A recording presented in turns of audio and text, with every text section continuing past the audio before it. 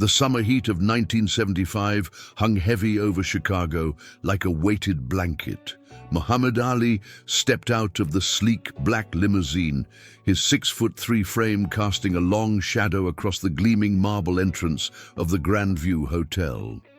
His face, known to millions around the world, carried the quiet determination that had made him not just a boxing champion, but a symbol of resistance and principle. "The beautiful place," remarked Howard Bingham, Ali's longtime friend and photographer, glancing up at the 20-story luxury establishment that stood as a monument to opulence in downtown Chicago.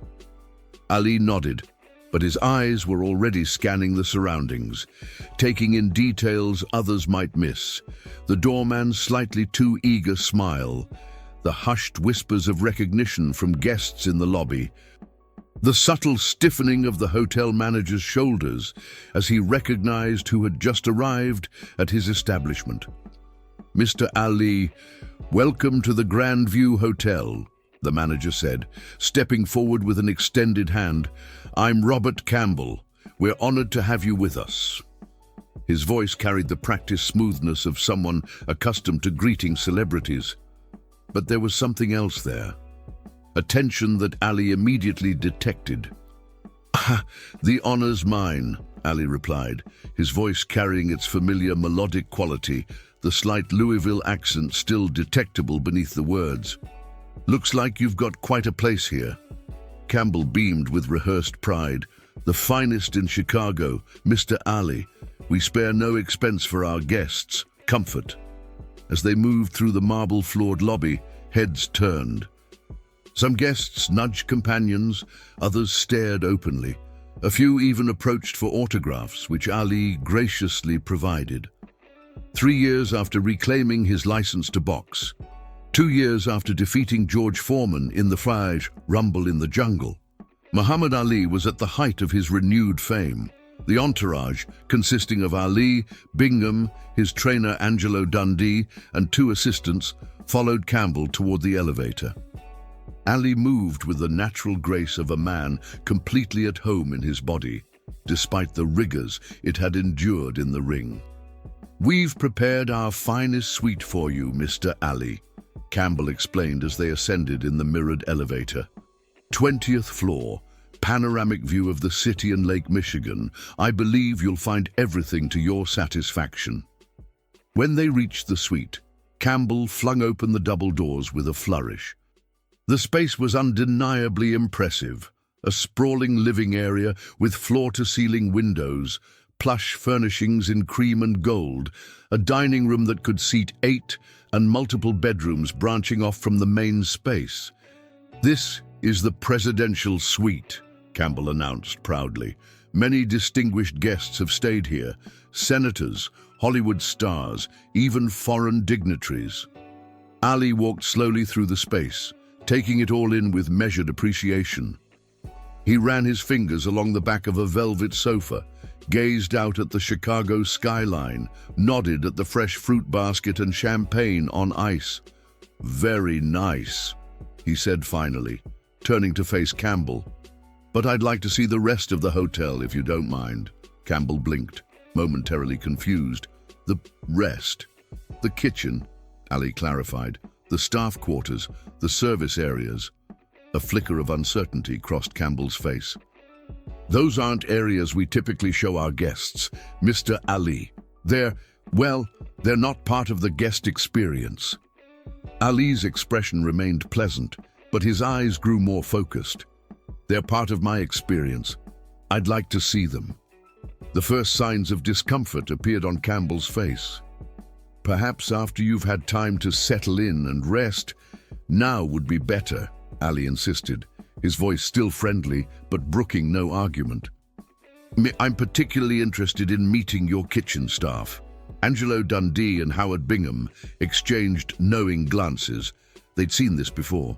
This wasn't the champion being difficult. This was Muhammad Ali being Muhammad Ali. Campbell's professional smile faltered, then returned. "Of course.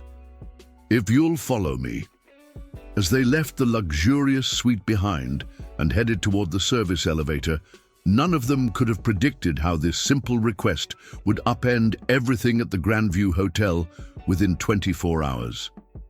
If this story has made you feel something already, no matter how small, don't leave without giving back. Comment and tell me where you're watching this video from, and subscribe to the channel. The service elevator was a stark contrast to the plush guest elevator they descended in earlier. This one was utilitarian. Metal walls, scratched from years of equipment being transported, fluorescent lighting that cast everyone in an unflattering pallor, and barely enough room for the 5 men to stand comfortably. Campbell shifted uncomfortably as they descended. "Mr. Ali, I want to assure you that our back-of-house operations meet all city regulations and industry standards." Ali simply nodded, saying nothing. When the doors opened, they stepped into a different world. Gone was the marble and gold, replaced by concrete floors and industrial efficiency. The kitchen was a hive of activity, chefs in white coats calling orders, the clang of pots and pans, the sizzle of food on grills, and the rush of dishwashers working at full speed. The moment Ali stepped into the kitchen, a ripple of recognition spread. One by one, the staff members noticed him, their tasks momentarily forgotten. A pot nearly boiled over. A young sous chef almost sliced his finger. "Everyone, please," Campbell called out, clearly uncomfortable with the disruption. "Continue your work. Mr. Ali is just taking a tour." But Ali was already moving through the kitchen, shaking hands, introducing himself to each staff member by reading their name tags, asking questions about their work and their lives. Most of the kitchen staff were black and Hispanic, a sharp contrast to the predominantly white front-of-house employees. "How long have you worked here, James?" Ali asked an older black man who was operating the dishwasher. 15 years, Mr. Ali," the man replied, his weathered hands dripping with suds, eyes wide with disbelief at who was addressing him. "Call me Mohammed," Ali insisted warmly. 15 years is a long time. You must know this place better than anyone." James smiled, revealing a missing tooth. "I see everything from back here, that's for sure." Campbell cleared his throat. Perhaps we should continue the tour. Do you live nearby, James?" Ali asked, ignoring the manager's attempt to move them along. The dishwasher's smile faded slightly. "No, sir, can't afford anything close. I take 2 buses to get here. Leave my house at 4:30 every morning." Ali nodded thoughtfully, then turned to a young Hispanic woman chopping vegetables. "And you? How long is your commute, Maria?" "Almost 2 hours each way," she answered, her knife never stopping its rhythmic movement. "But I'm grateful for the work." As Ali continued through the kitchen, a pattern emerged in his questions and in the answers he received. Long hours, difficult commutes, no paid sick leave, minimal breaks. Many of the workers hadn't seen a raise in years, despite the hotel's increasing room rates and prestige.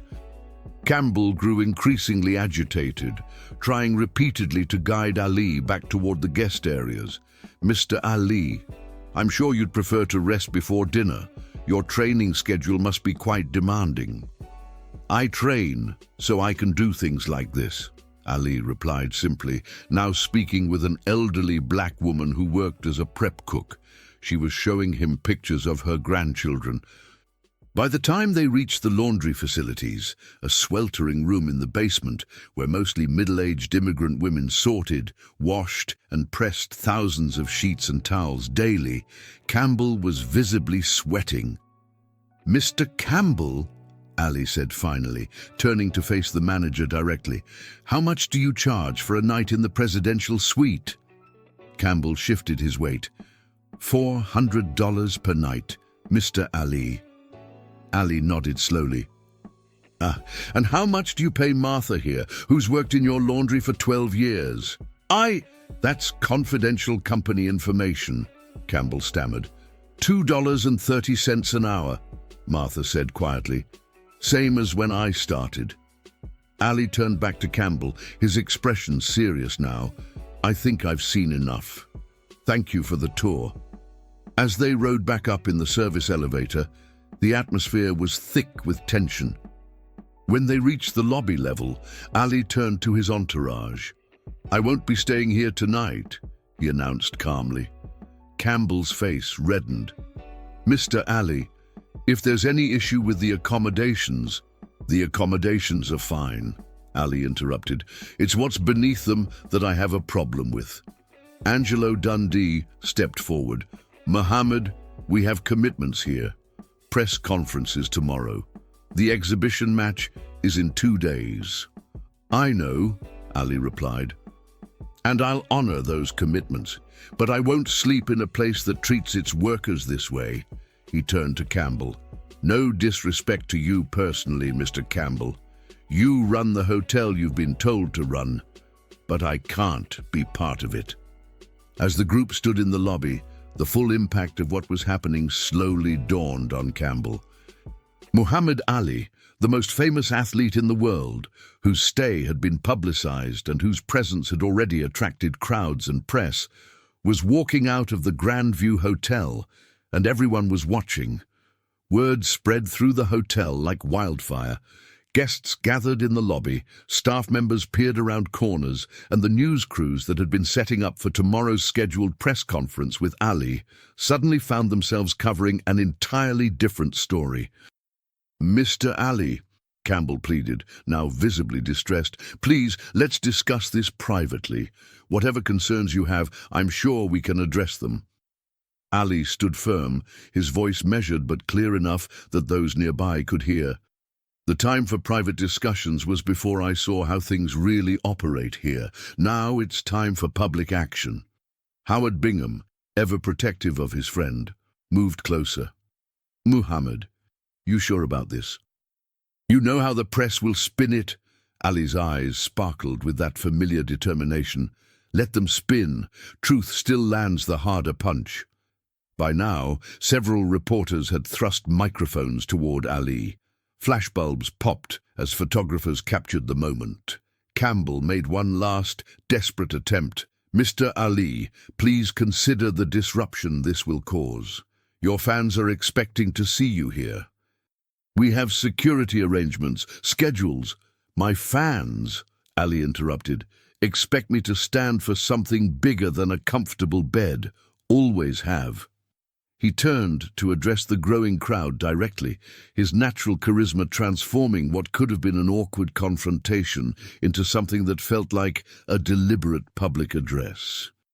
"Some of you might be wondering why I'm leaving this beautiful hotel," he began, his voice carrying the same captivating quality that had made his pre-fight poems so memorable. "It's not because they didn't treat me right. It's because they're not treating their workers right."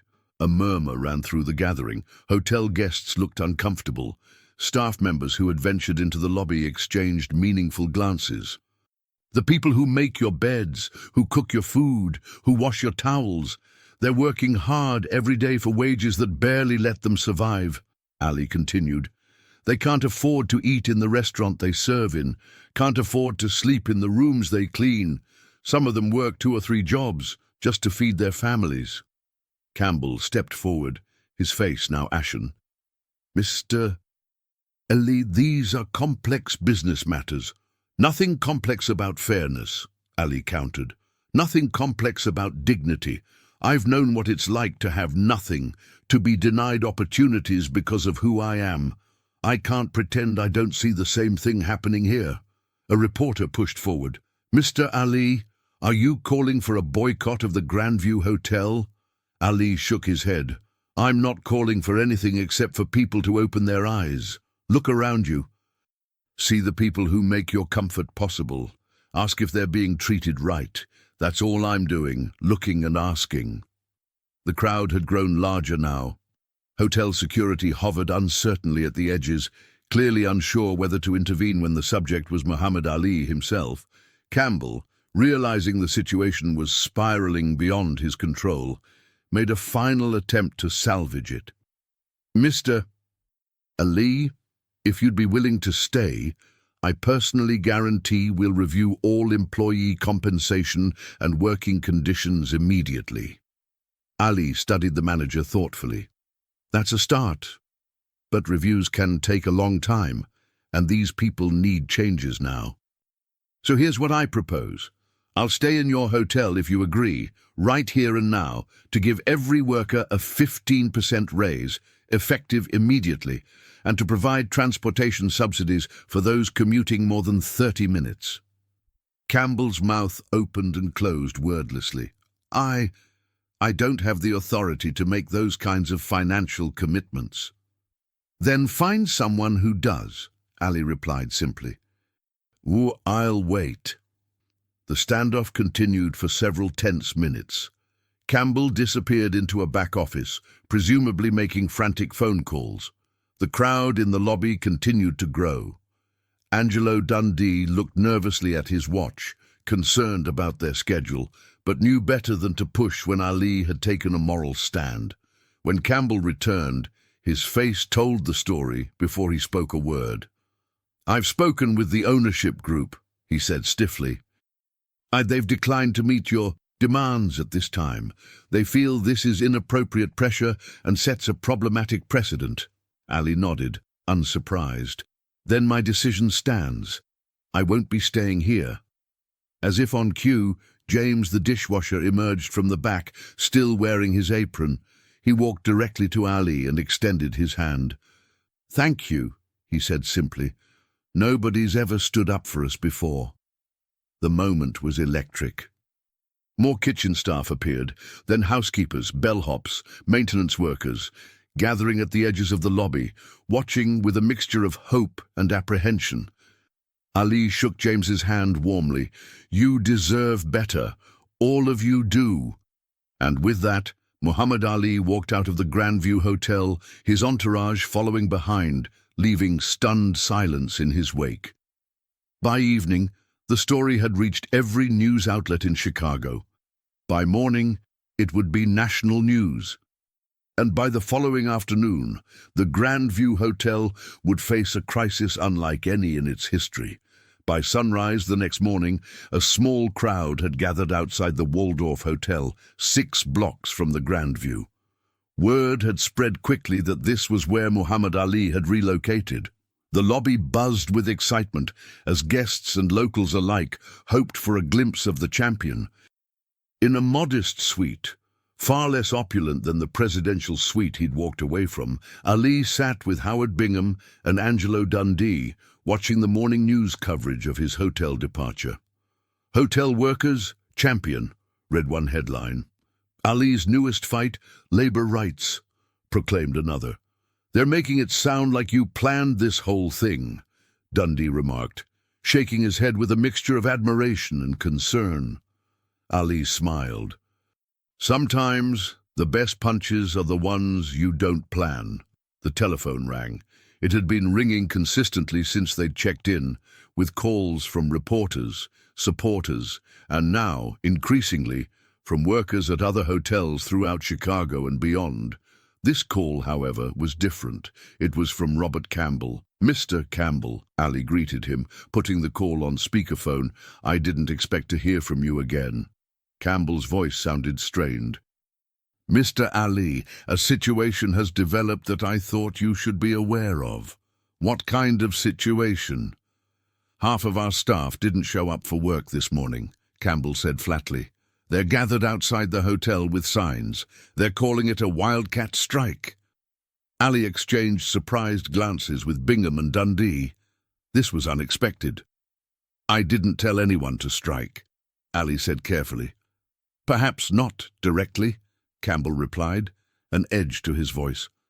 But your actions yesterday made quite an impression, and now we have rooms that can't be cleaned, a restaurant that can't open, and guests checking out early.